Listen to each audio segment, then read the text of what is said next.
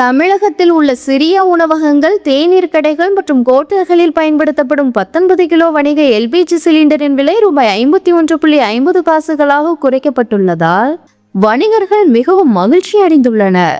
அதிகாலை இட்லி மற்றும் தோசை கடைகள் முதல் பரபரப்பான மதிய உணவு நேர மெஸ் சமையலறைகள் மற்றும் உள்ளூர் தேநீர் கடைகள் வரை எல்பிஜி தமிழகத்தின் செழிப்பான உணவு கலாச்சாரத்தின் முதுகெலும்பாகும்.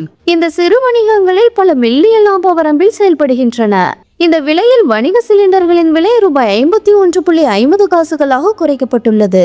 மேலும் இந்த குறைப்பு மிதமானதாக இருந்தாலும் அதிகரித்து வரும் மூலப்பொருள் மற்றும் விநியோக செலவுகளால் ஏற்படும் நிதி நெருக்கடியை குறைக்கும். இந்த விலை குறைப்பு தினசரி நடவடிக்கைகளுக்கு வணிக சிலிண்டர்களை பெரிதும் நம்பியுள்ள நடுத்தர அளவிலான உணவகங்கள் மற்றும் கேட்டரிங் சேவைகளுக்கும் பயனளிக்கும் என்று எதிர்பார்க்கப்படுகிறது.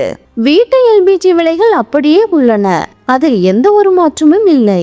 சென்னையில் 14.2 கிலோ வீட்டு உபயோக சிலிண்டரின் விலை ரூபாய் 868.50 காசுகளாக உள்ளது. கிட்டத்தட்ட 5 மாதங்களாக மாறாமல் உள்ளது.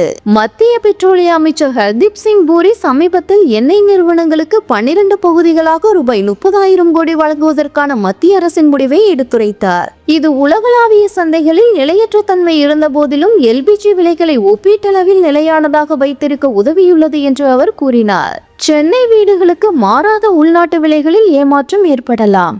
இருப்பினும் நகரத்தின் உணவு வணிகங்களை பொறுத்தவரையில் வணிக குறைப்பு சமையலறை செலவுகளை நிர்வகிப்பதிலும் அவர்களின் சேவைகளை நிலைநிறுத்துவதிலும் ஒரு முக்கியமான படியாக வரவேற்கப்படுகிறது.